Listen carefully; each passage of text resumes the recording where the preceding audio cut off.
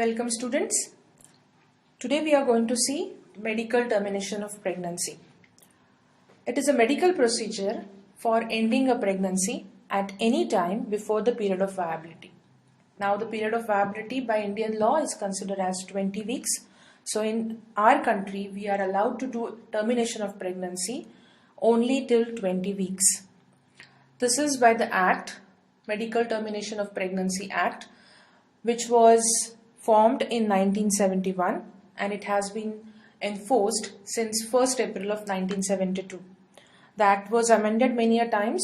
Before your exams, please check what are the recent amendments and then go for the exam. What are the grounds for MTP? On which reasons we can terminate any particular pregnancy? There are grounds established in this law. Medical grounds, eugenic, humanitarian, social and ethical. But in practice, the grounds which we commonly use, they are either medical, social or eugenic. Now let's see, what do we mean by medical or therapeutic grounds? It means that we want to terminate the pregnancy to save the life of that particular woman. In which cases? Suppose, for example, she has severe cardiac disease or uncontrolled diabetes, epilepsy, chronic renal diseases, malignant hypertension, intractable hyperemesis gravidarum, cervical or breast malignancy. So these are certain issues where her treatment or her life takes the priority, and on basis of that, we can terminate the pregnancy, because growing a pregnancy in such a sick woman is troublesome to her. It can endanger her own life. To save her life, we can go ahead and terminate that particular pregnancy. Social grounds, to prevent grave injury to physical and mental health of the pregnant woman. The most commonly used ground is failure of contraceptives.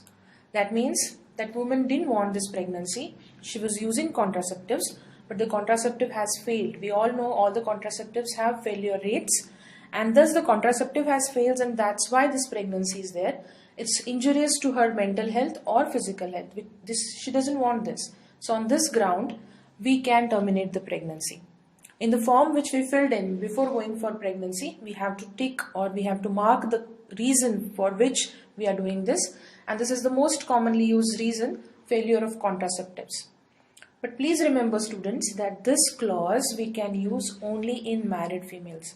The law says this is useful or this ground can be there only in married females. I don't know if the law gets amended because of the changing social circumstances. There would be inclusion of unmarried women as well, because they are the ones who actually need this clause more frequently. Then the next clause is pregnancy caused by rape. If some woman is pregnant because of rape, she doesn't want to continue the pregnancy, and then our law allows us to terminate that particular pregnancy under the social grounds or under humanitarian grounds. Eugenic, where substantial risk of the child being born with serious physical and mental abnormalities, so that in his life he would be completely handicapped. In such circumstances, we are allowed to terminate that particular pregnancy. These problems can be structural, chromosomal or genetic. If there is use of teratogenic drugs in a pregnant female, if she by mistake or whether she is on some therapy and she doesn't know that she is pregnant, and she has used these drugs like thalidomide, cortisone, antimitotic drugs, antidepressants, or she gets exposed to the radiation, these drugs can cause or can lead to certain abnormalities which will create serious handicap in the next baby or in the future baby, and that's why we want to terminate that particular pregnancy. In case a pregnant woman gets viral infections like rubella, German measles, chickenpox, toxoplasma or viral hepatitis, especially in first trimester, all these viral infections can cross the placental barrier, reach the fetus and affect the fetus, and can cause many congenital anomalies in the fetus. That is why again that becomes a eugenic ground for termination of pregnancy. Insanity of the parents can also be a ground for termination.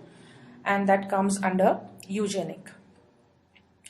Now for conducting medical termination of pregnancy, we have the law mentions everything very specifically, that the person, about his training, about the center, what should be the criteria, the center has to be registered. So let's see one by one what are the criteria.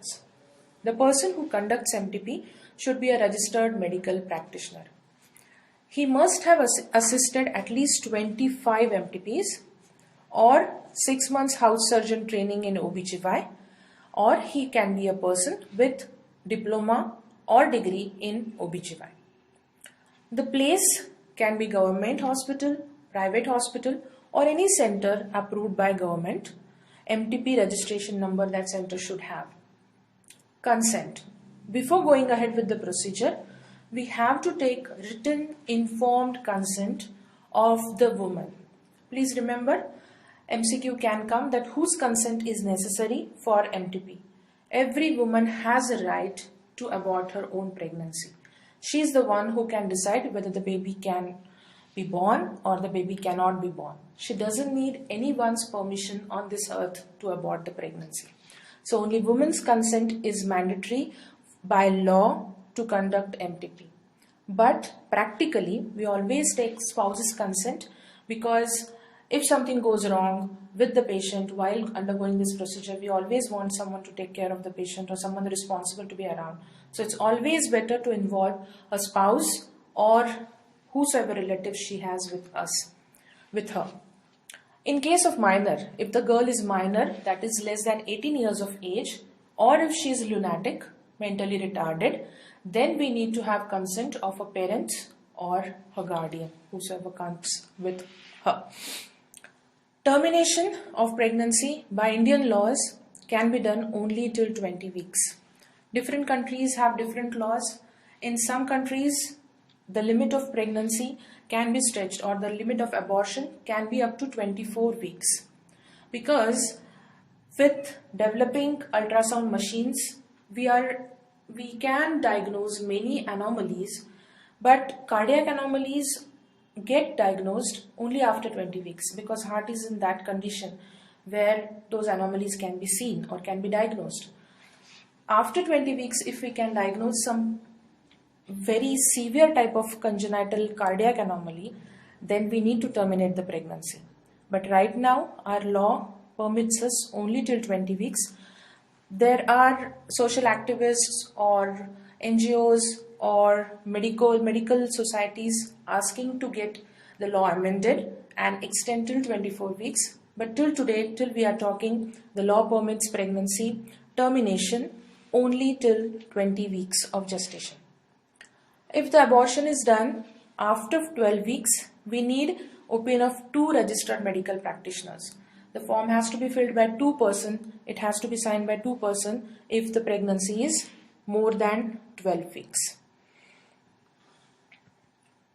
What are the prerequisites of MTP center? A registered medical practitioner, anesthetist should be there around the clock, and anesthesia facilities should be there.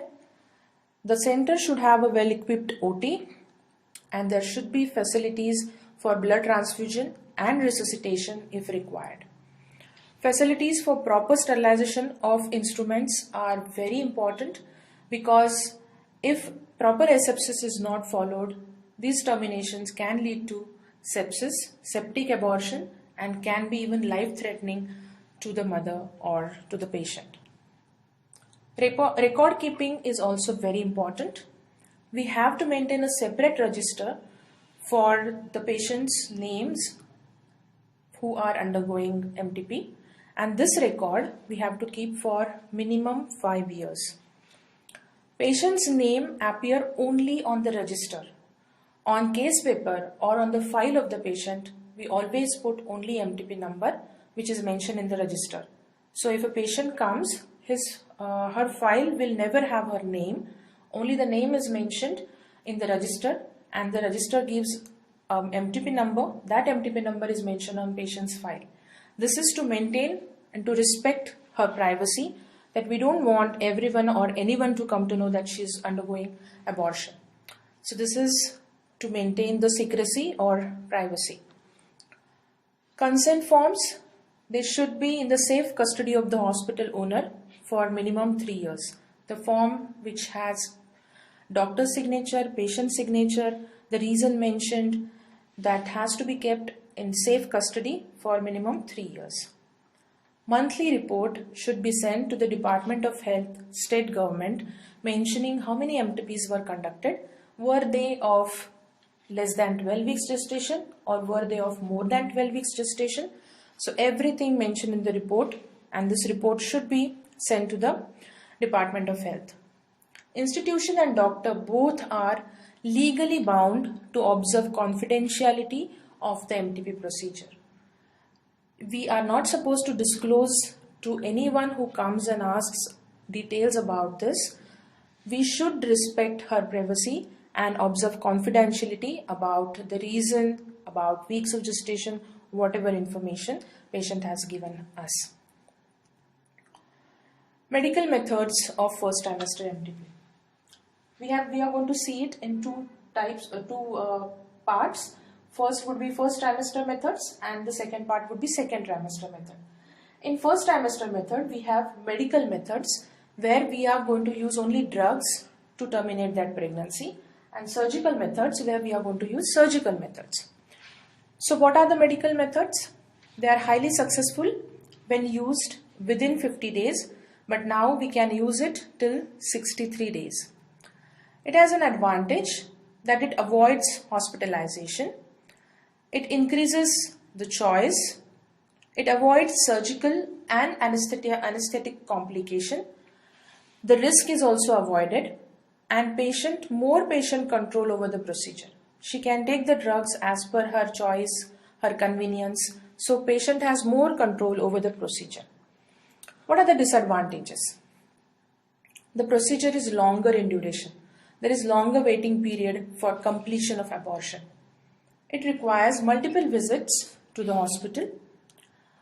The procedure is available only till 7 weeks, or we can say 9 weeks maximum. Cannot be done after 9 weeks. And sometimes this procedure to complete needs surgical evacuation or surgical procedure. And the commonest complication of medical method of medical termination of pregnancy is incomplete abortion. This is again a commonly asked MCQ, that what is the commonest complication of medical MTP, and the answer is incomplete abortion. Suppose with the drugs patient aborts incompletely, she will have bleeding, either profuse or persistent. In that case, if she is bleeding profusely, we have to evacuate the uterus by surgical method, that is dilatation and curettage, and empty the cavity as early as possible. In case of persistent bleeding because of incomplete abortion, we have to give her antibiotic coverage and then evacuate the cavity to avoid septic abortion. Now, what are the investigations to be done once a female decides to undergo termination? The first and foremost is blood grouping and RH typing.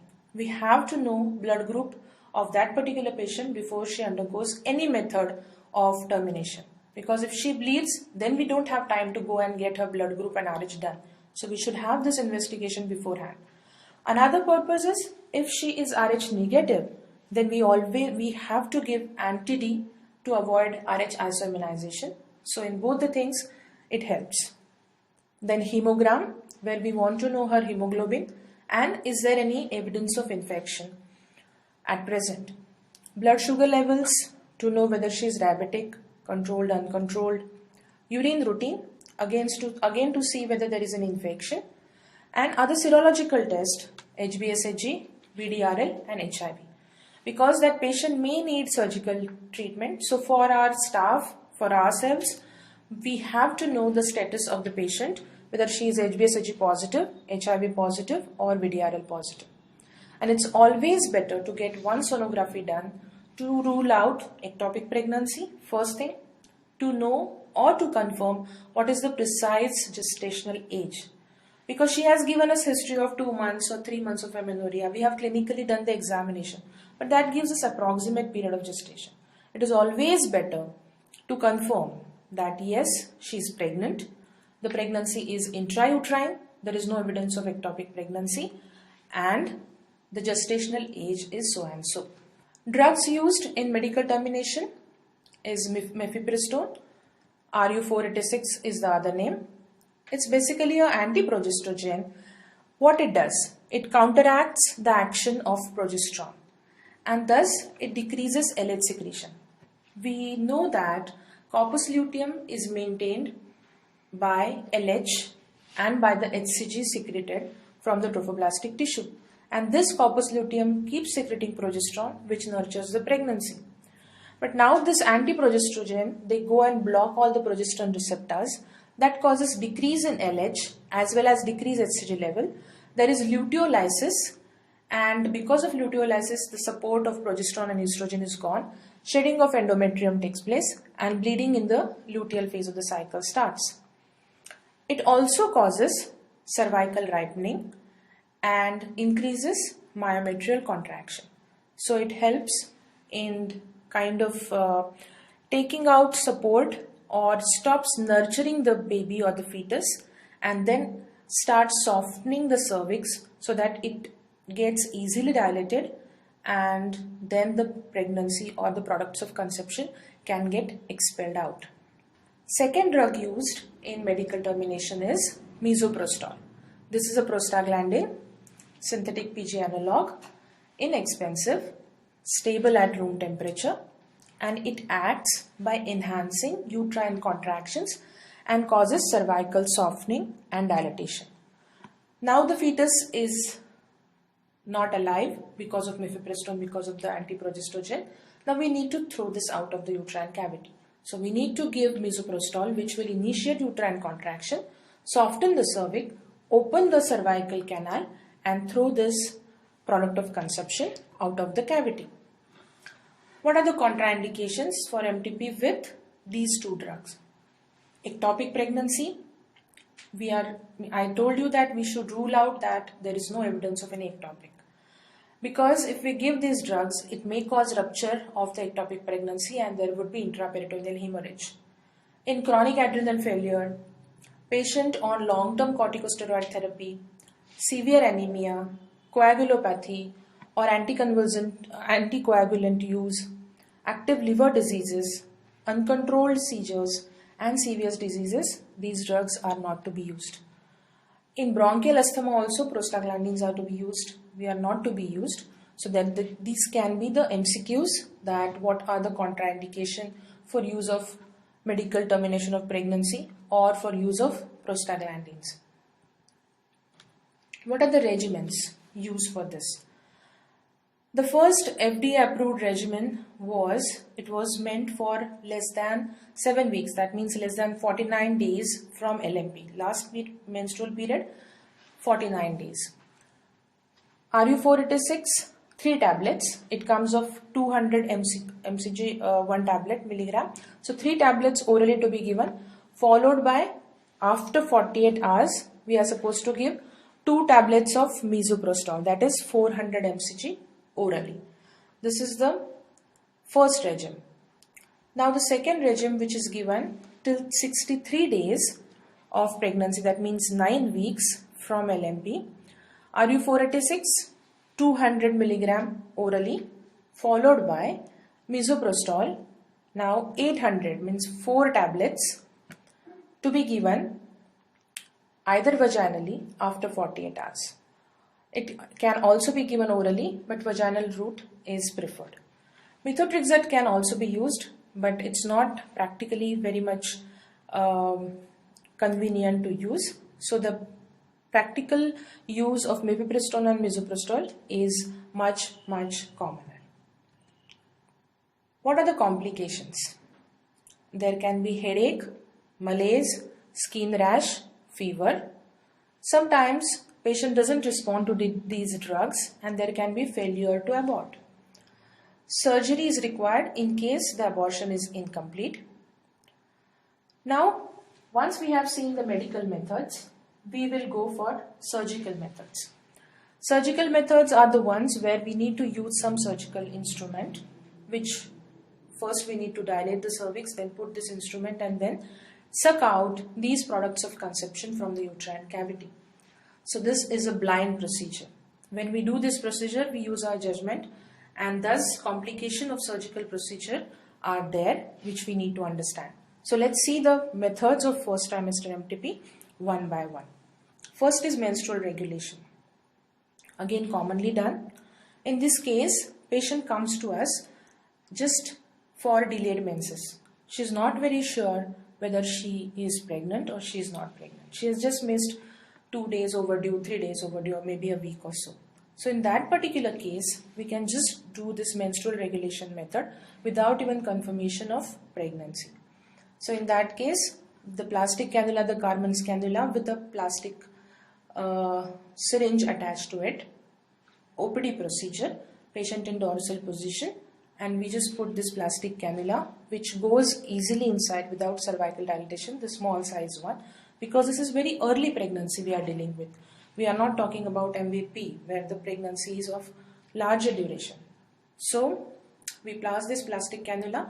Suction is created in the Carmen's cannula by pulling the piston behind, and then we just do this to and fro movement, and the endometrium or the residua or early products of conception are sucked into the cavity. Patient starts bleeding. So this is menstrual regulation. Now once the pregnancy is of more duration, then we should go for methods like either MVA, that is manual vacuum aspiration, or we can go for other surgical methods, that is suction evacuation and or dilatation and evacuation. In use of manual vacuum aspiration till 6 weeks, again a plastic cannula, the syringe comes which is made up of plastic. We can use it under anesthesia, and it's a very simple procedure.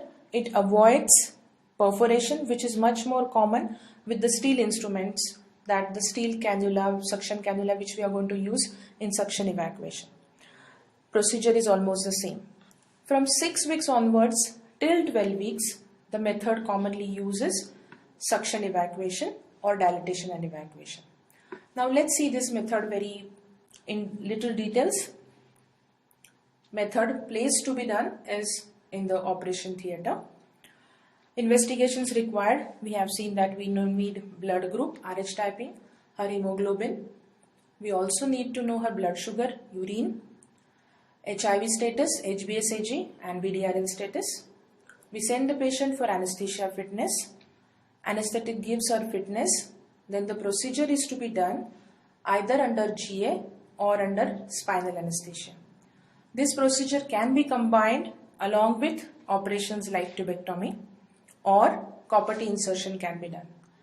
Always remember that when the patient is having unwanted pregnancy, that's the best time to counsel her regarding contraception, because patient is very receptive. She has already done a mistake.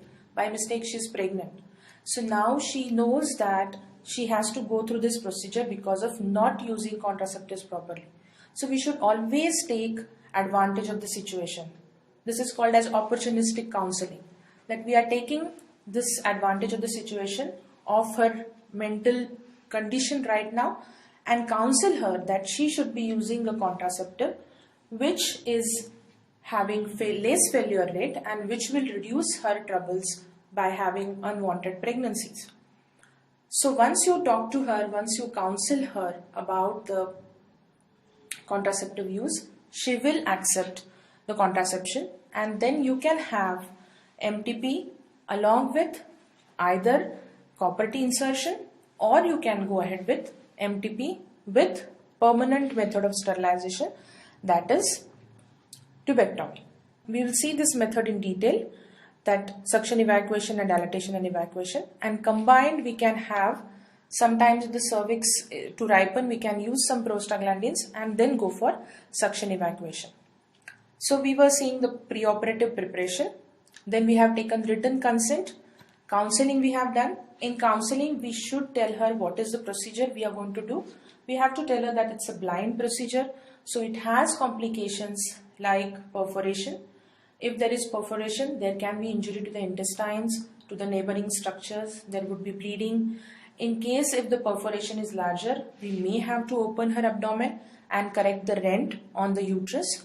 So all these things should be discussed with the parent, with the patient and her guardian or spouse, whosoever has come.